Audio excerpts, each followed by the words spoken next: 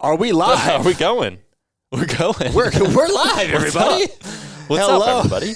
We were just checking out new meme maker over here. Yeah, but normally we have this little I don't know. But anyway, how is everybody doing? I am Chase. This is Kobe. Yes, RMFantasy SX. There's no Christian today. No Crispin. But he is behind the scenes. He's probably going to be chatting here in a little bit. So, hey, hope you all had a fabulous weekend. We had a wild weekend of racing, and we have a lot to talk about.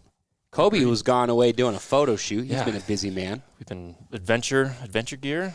Oh, my gosh. Adventure gear riding.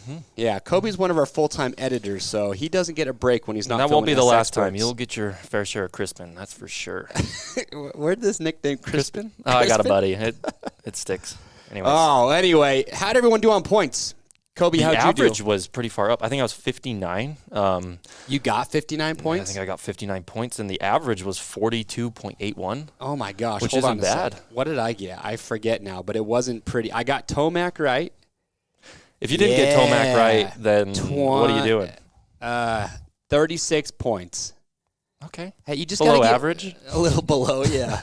But anyway, hey, thank you so much for joining us live right now. Hey, Kevin Moranz is calling in here in about 15 or 20 minutes. So if you guys have questions for Kevin, put them down in the live chat right now. I will read them this time, I promise. Yeah, Kobe said he's committed to I didn't seeing bring my the own, questions so I'm for the expecting chat. some from Okay. you guys. Well, look, we got a ticket giveaway for Houston coming up. So remember, after this video was done, not during the live broadcast, but afterwards, comment below and tell us that you can make it to Houston. Remember, you got to get yourself there, but if you can make it to that race and you want to take friends, comment below. Tell us how many tickets you would need, and then Kobe wants you to tell us. Let's get your top three. It's our first Triple Crown this weekend. yes, so give us it your is. top three for the Triple Crown this weekend, not Houston, but the tickets will be given away for the Houston round. Like Chase said, you got to get yourself there, but we will provide tickets for a few people, so let us know how much you need and your Let's top see here. three. Justin had 33 points. Jesse Trauma had 54. Cody Wilkins, 41. What was that average? Moto Mama 42. whooped my butt and got 50. Mookie ruined a lot of people. So did Anderson.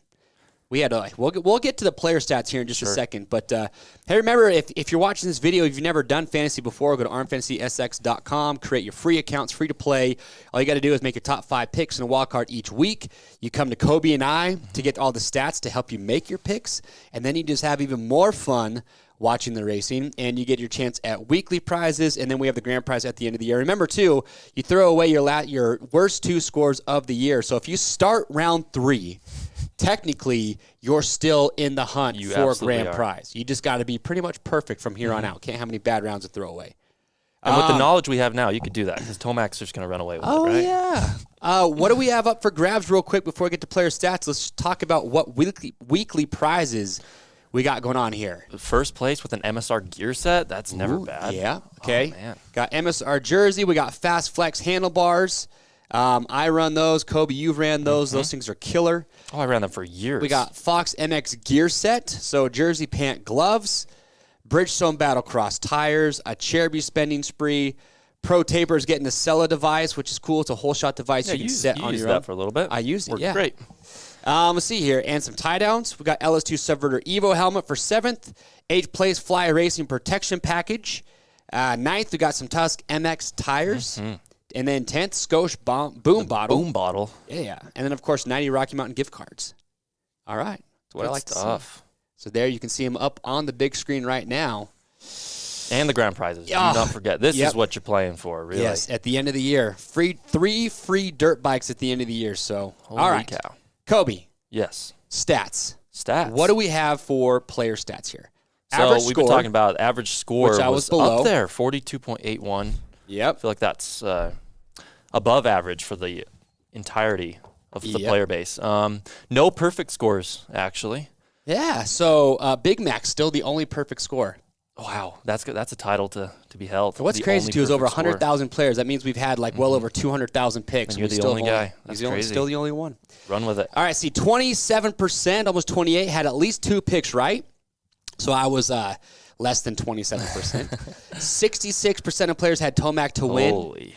22% had him in second. That's going to bump up to like 90% after I know, this week. especially when you see our stats that we have for Triple Crowns.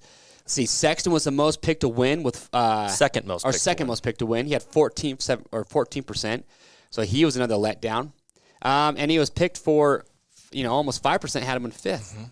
Webb, 10.75% had Webb to win. I got to be honest, I was almost in that club. Were you? I was almost in that club. Hey, if you listen to the stat we gave that, since 21, Tomac has every time he wins, he backs it up with another one. 2 is tough. 3 is really hard. Tough. But when you look at his Triple Crown stats we're going to do on Thursday, you're probably going to pick the guy to win again this weekend. All right, Anderson was only in 67% of players' top 5 picks, and those people were onto something because he did it again. He crashed. He's crashed multiple times in each race now. And look, 5% had him in the wild card. That's about 6,000 people. To those people. Let's see. Stewart was a burner. 50. He was in 60% of players' top 5s. Jeez. He was the most picked player for 5th with 20%. And then Roxon was a high-picked wild card including pick. me. You had him in the wild card. I was figuring him to do his fade. Props to the guy, though. He kept it going. Was battling all the way through. I'll be honest. I like to see it. I mean, I was actually pretty surprised that Roxon, after his heat race, he didn't look that good. Like, Mookie was on fire, but he had a gap, and then he kind of shrunk. He lost a little bit, and then he just kind of let Malcolm by, and he just didn't look that feisty. So when he held off Sexton and was battling with Barsha for 4th, I was actually pretty impressed with that. That's a good sign. He was saying on socials afterwards, too, like, bike setup was just on point. Oh, was he? After, I think, that heat race, so they had a little bit of testing, and they made some changes, I think. And then he felt really good after felt that? Fantastic. Oh, interesting. Okay. Fax beta 2-stroke. You talking about facts about Roxon? I don't know.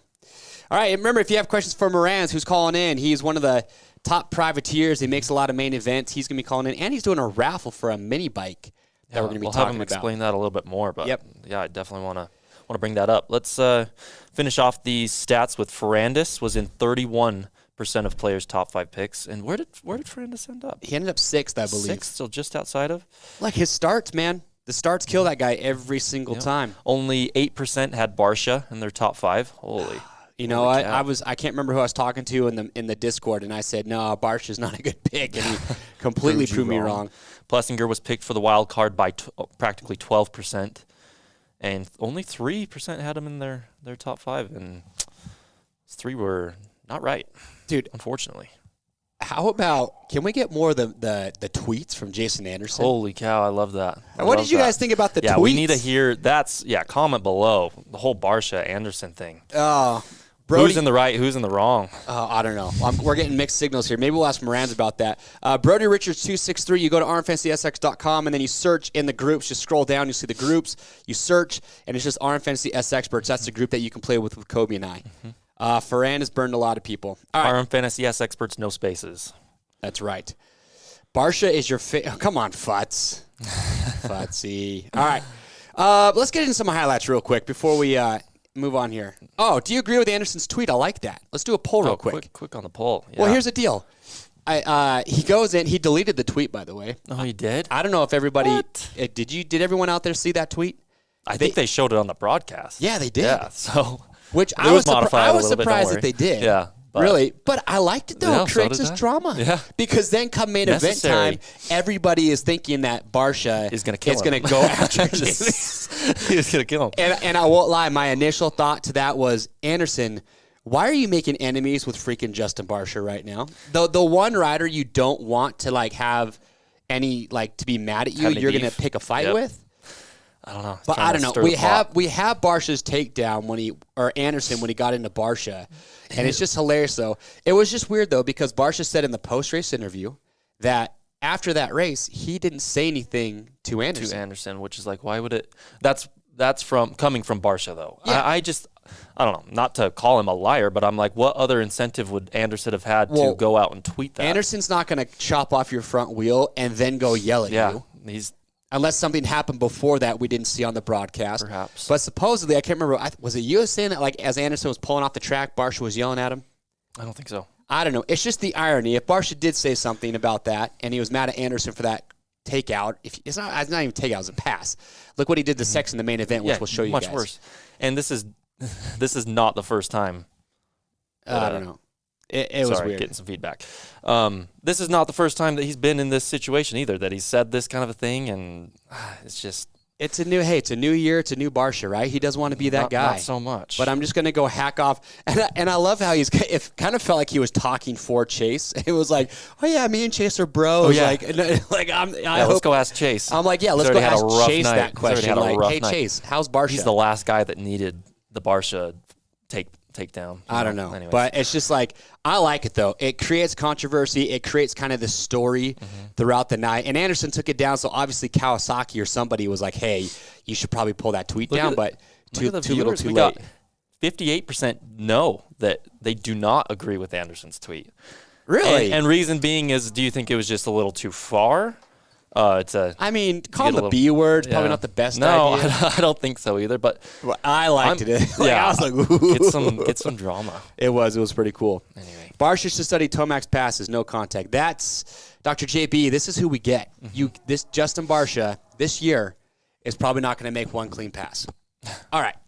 Before we get into recaps, we've got it displayed here. Let's just go over the results because we didn't do that yet. Yeah, that's gonna be shown in our recap clips. So, Tomac's of course, done Tomac, it 2 in a row, lived up to that stat. The only guy to get even close, Webb, in second. Did you think Webb had a shot initially, or do you just Tomac's probably going to get him? You mean when the race was the going? First couple laps?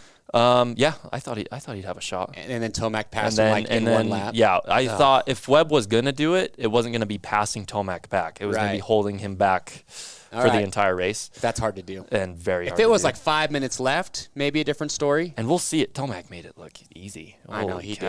And then we had a great battle, probably the battle, without a doubt, the battle of the main event. Barsha and Roxon. So Barsha third, Roxon fourth, really close there. And then Sexton climbed back to a fifth. Yep. And within I wouldn't say very predictable wild card with Anderson. So those are our results, which can lead us into some recaps. And we do have some from the 250s. Yeah. So there's always good started racing out. there. So first one is Derek Drake. Bummer for him, but he went down with the 250 class right here. Oh, gosh. See, that was a rough one. Yeah, and that was kind of, he jumped to the inside. I don't know what rider that was. It got into him right there.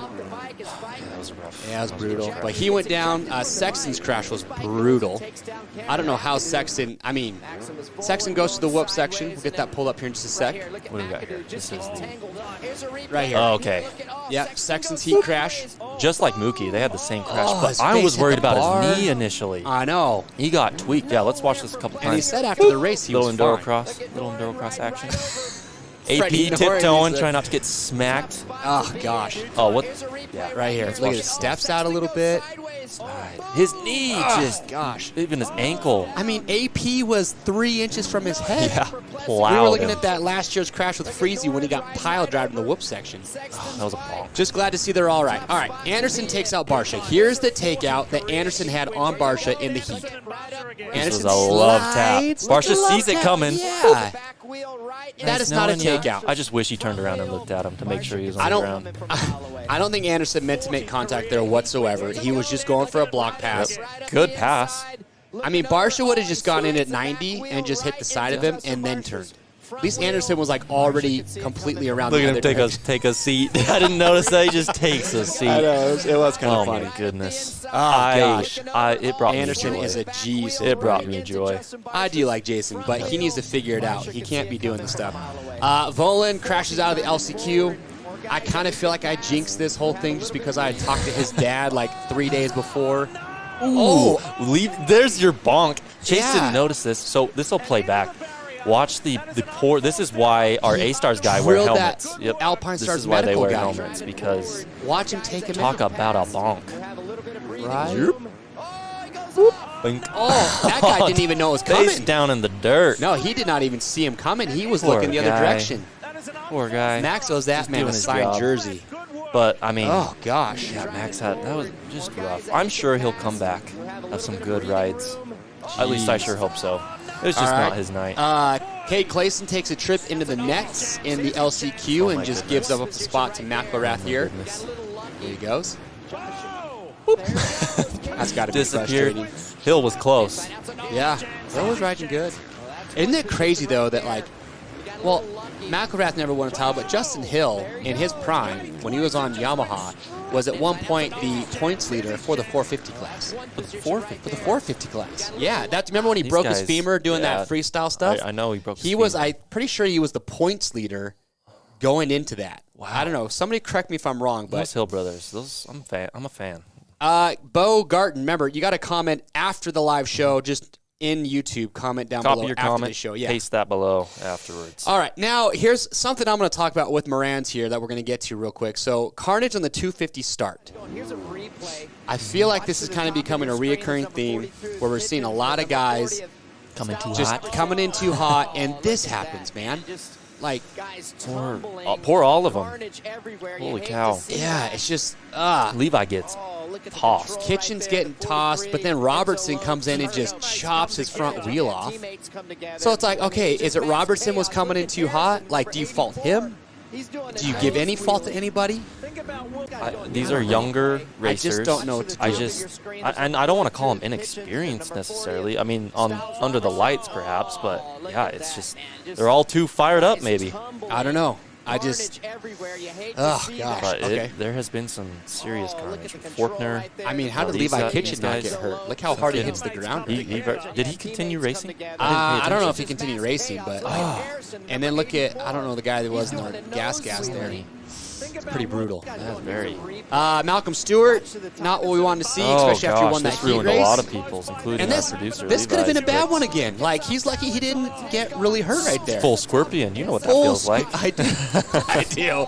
Full scorpion, bike flips over, and it's just, off balance a little bit, but it's those mistakes that now he is 100% out of this title fight.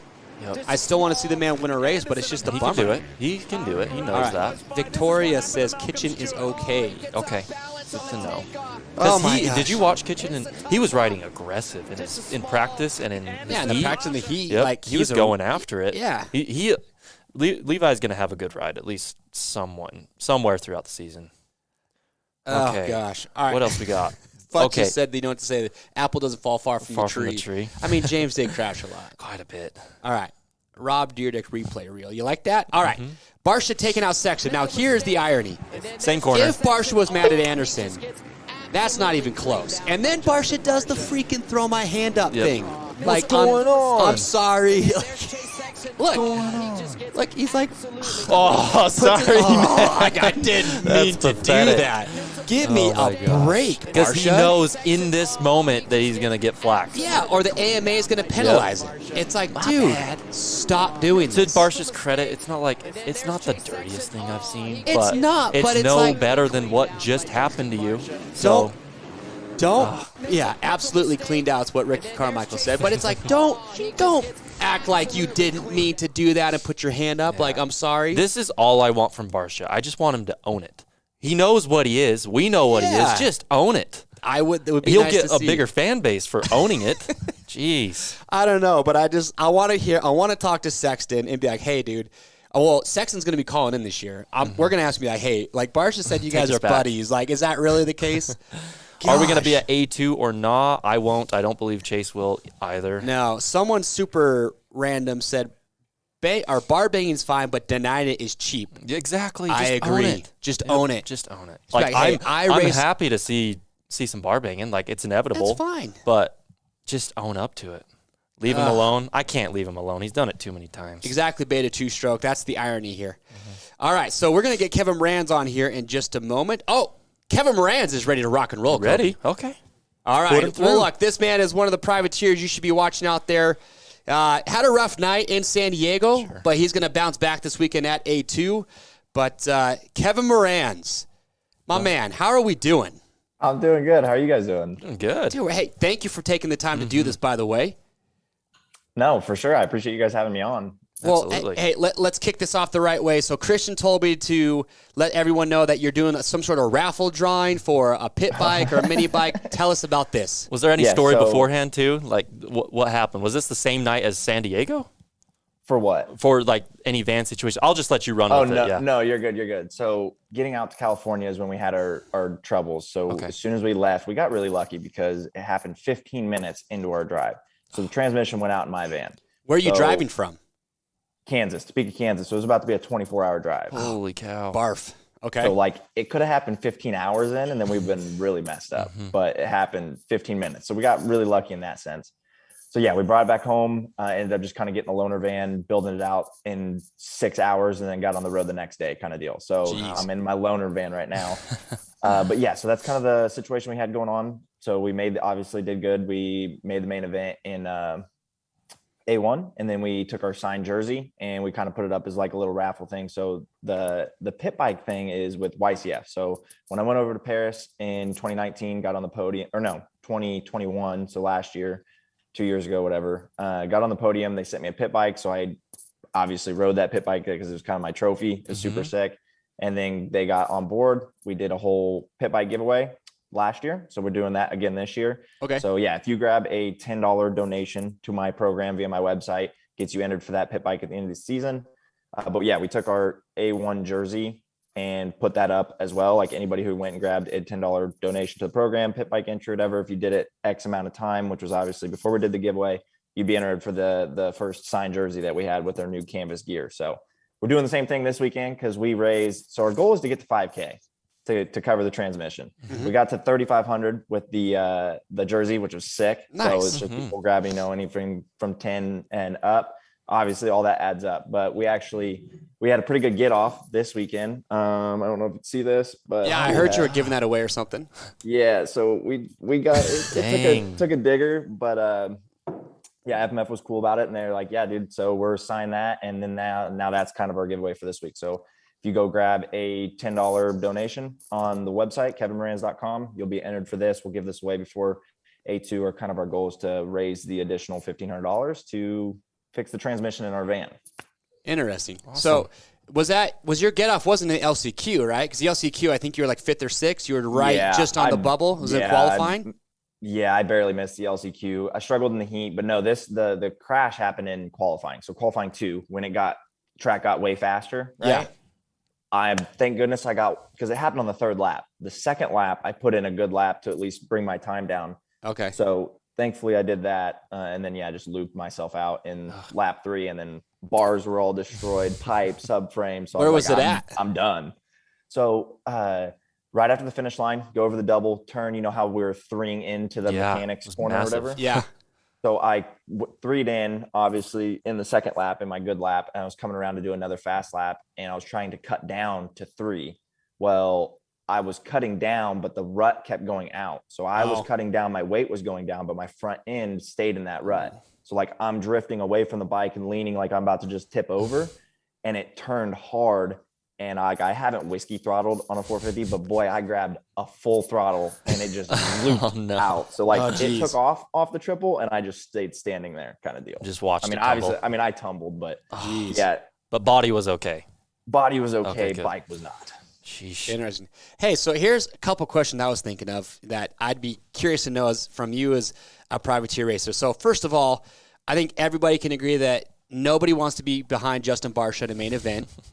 No. So is there anyone in like your range in the LCQs where if you get behind him, you're just like, you've got to be kidding me right now? Or maybe just like a squirrely A-Ray. Like, is there anybody like that? I would only say A-Ray to be honest, but he's hasn't given me a reason to, look down upon him. Like he's always raced me pretty clean thus far, I guess. Yeah.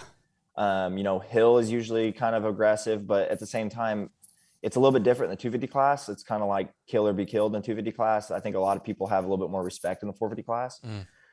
But like Clayson's aggressive. Like everybody in that little section of where I'm at, the first to 6th, 7th in the LCQ, or obviously fighting for those last transfer spots in heat. You have to be aggressive or else you're going to end up in the LCQ like I did. So there's not really a specific person that I'm like scared of in the LCQs. Let's put it that way. I just need to be more aggressive myself, to be very honest. All right. Is there worser? Is that a word? We're going to make it. We're going to make it a word. Is there a position that you don't want to be in more than 4th place in an LCQ with a couple laps to go? Like, is that just like the worst thing ever? Oh, absolutely. It's beyond stressful because I don't even know what are the LCQs? Are they 4 minutes plus 1 lap or what are they? They're not very long. Max. 5 laps, 5 minutes plus 1 lap, something like that. So you don't have enough time to really break away from people. If you're 4 minutes in and it feels like an hour before you get that white flag because you're just like, just give it to me because I know there's people coming kind of deal. Oh, yeah. That's why it's always kind of important to, if you're in 3rd and 4th, you're battling for 3rd and 4th, and you have a guy in 5th behind you, you want to get to 3rd because you're in the kill shot spot. Interesting. Yeah, it's like the only time in the night where like violence is condoned is those last 2 laps of an LCQ. 5th and 4th place in an LCQ. But okay, so here's my other question. Then we'll get to some Justin Barcia, Jason Anderson talk. So we hear a lot of guys talk about, factory bikes, factory parts. What does that mean? So you're on a KTM. I don't know exactly how much support you're getting or, what you have on your bike, but what is like one thing that you as a privateer, like, I guess like what's one part that you feel makes like one of the biggest differences between, say, your bike and then you get to like factory Red Bull KTM? Like, is it like a transmission they get to run? Like, is there something specific on a factory bike that you think would, make you better on the track? Obviously, I think I would have to say suspension is probably the biggest thing. Just like having the people at the races every weekend that obviously know what they're looking for. So then you can have somebody tell you what they think instead of just me thinking of what I feel. Right. So suspension is definitely the biggest thing. I mean, for me, I race a completely bone stock KTM. Like I'm the picture perfect guy for KTM because their whole thing is ready to race. Right. Right. And that's it's got an FMF pipe, recluse clutch, completely stock engine, and it's got a vortex ignition. Wow. Like that's all I run. So, getting those starts on that stock KTM. No, I think the biggest thing for me is either, motor or suspension, but at the same time, like I've never ridden a factory bike. I mean, I guess I rode Savacci's, that one outdoor like 2 years ago or whatever, but that was obviously a super last second thing. I only got to race it. So like, I didn't get to like really feel what was going on. I was just trying to make it work. But yeah, there's nothing really too big that I have in mind because I've never really had that opportunity. Interesting.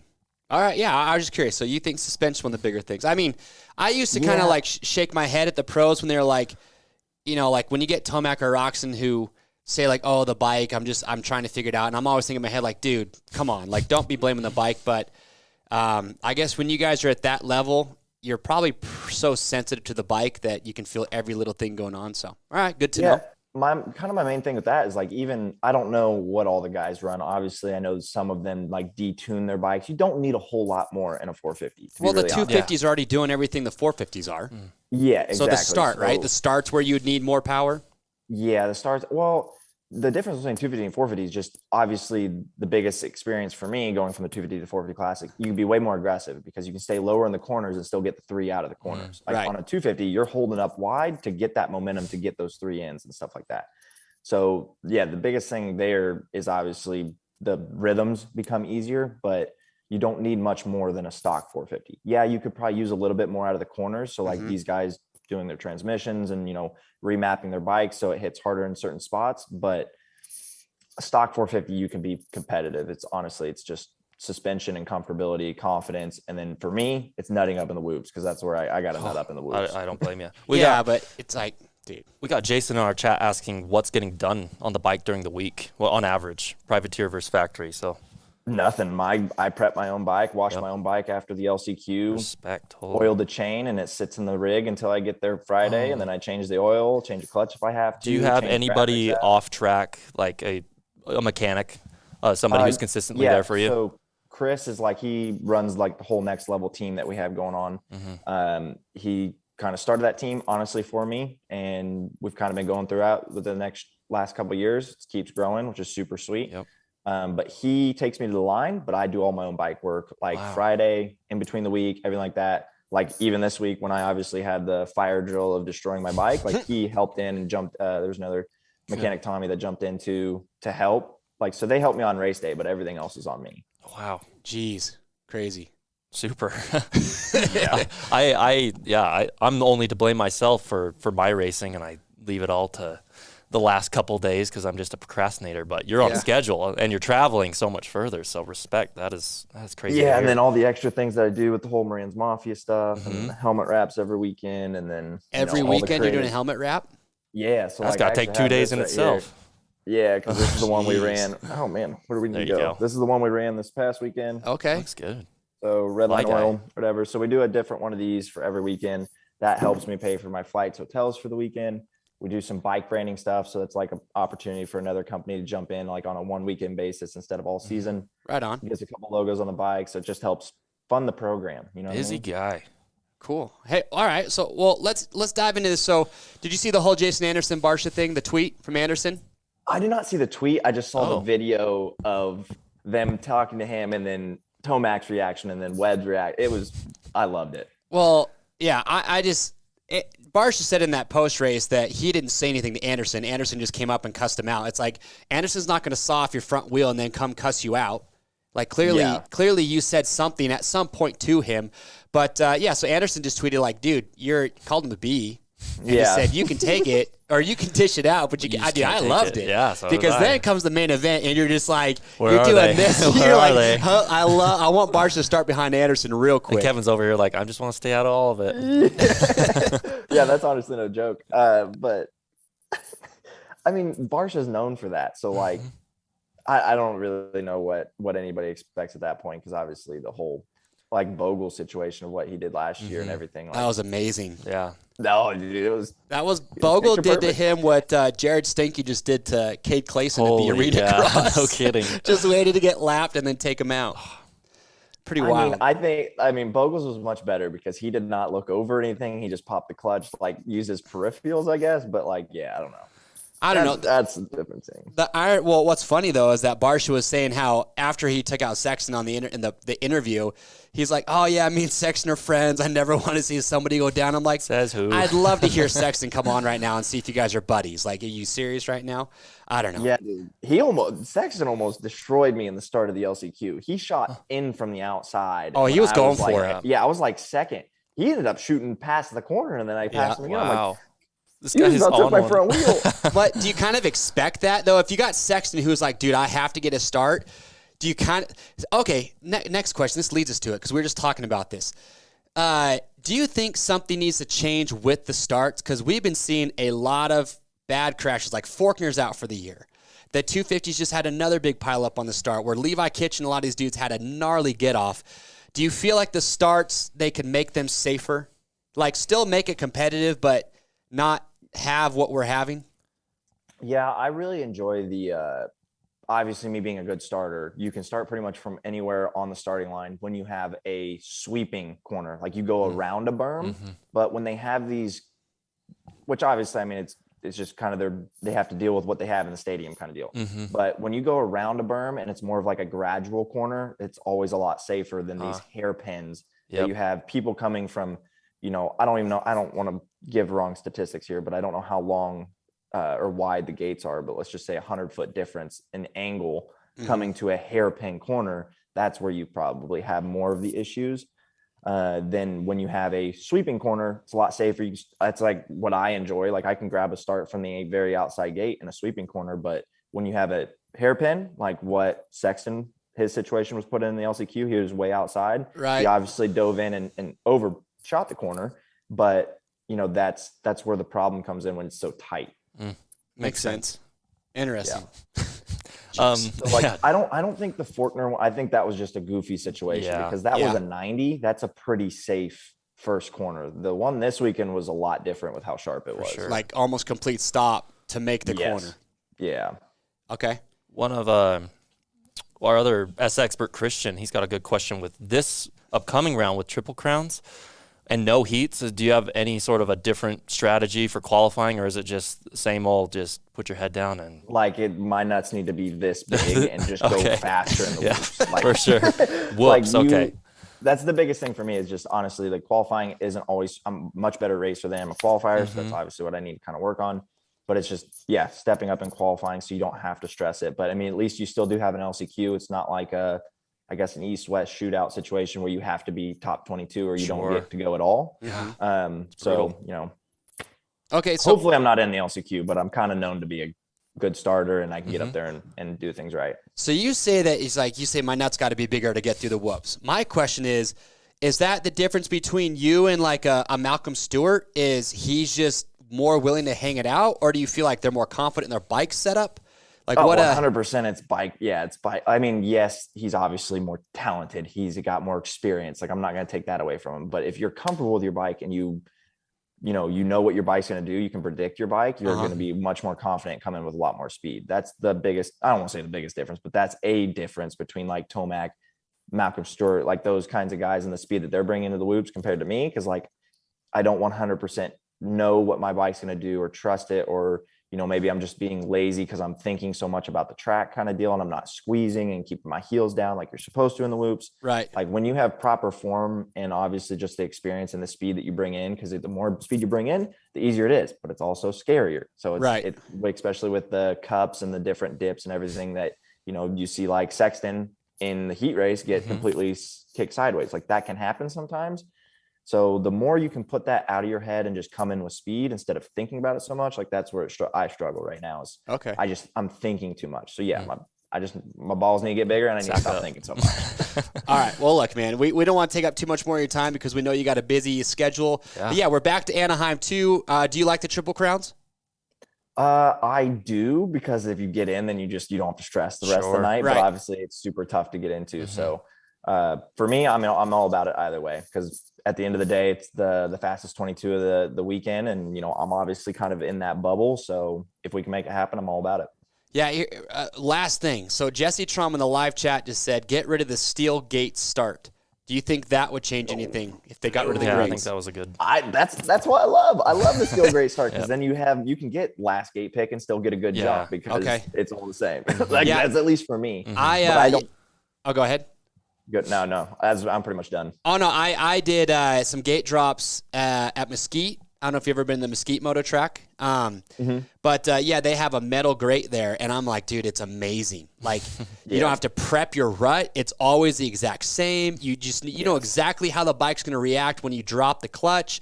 I love them. So I'm like, no way. Like, if I was racing, I'd be like, no, get the steel grates. Get them on outdoors.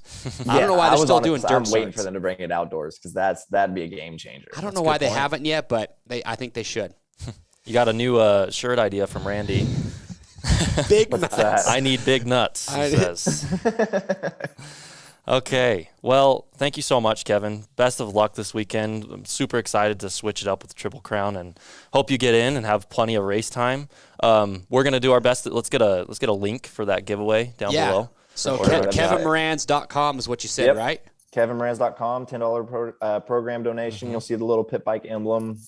Do that. You'll get entered for the FMF pipe right here. Awesome. I like it. Well, hey, man, we appreciate your time, and best of luck this week in Anaheim, too, and we will for sure be looking for you in qualifying to see where you end up. So best of luck this weekend, man. Thank you. Appreciate you guys. All right, we'll see ya. See you, Kev. See ya. Love that guy. What a good guy. What a good The guy. I love that classic. No, absolutely. He's great. I'm excited to see him this weekend. All right, I hope you guys liked it there with Kevin Moranz. Help him out. Very Let's nice get in guy. that Yeah, let's help giveaway. him out. If you can, please do. Like, you guys, you got to know, privateers, they have it the roughest. So Yeah. Dr. JB said with the metal grate, 22 riders with the same jump causes these crashes. I don't know if it's the same jump. I feel like Kevin brought up a good point about having like a 90-degree turn where guys are just slamming the brakes so hard and you can't really sweep the outside. So you're going to get more of a funnel than on a sweeping turn. It was a good point, and without taking up too much time, I wanted to bring up the whole right versus left-hand turn and like getting having your rear brake accessible. Like, I think maybe having that right-hand turn forces them to brake earlier because they know because they're not going to be able to later. Maybe a right-hander would be safer. So I've always thought that the right-hander turns cautious. are more dangerous, but maybe it's the opposite. I don't know. Interesting. All right. Well, we already got through all the highlights. So, coming up this week on Thursday, we're going to be back here live at 12 o'clock Mountain Standard Time. We got Anaheim 2. We're going to have a lot of good stats on Triple Crowns. Triple Crown. Shout out Dr. JB for hooking us up Thank with you so much. Oh, did we get the lap chart? Did we show the lap chart? Let's show that. Let's get that up there real quick because we never talked about it.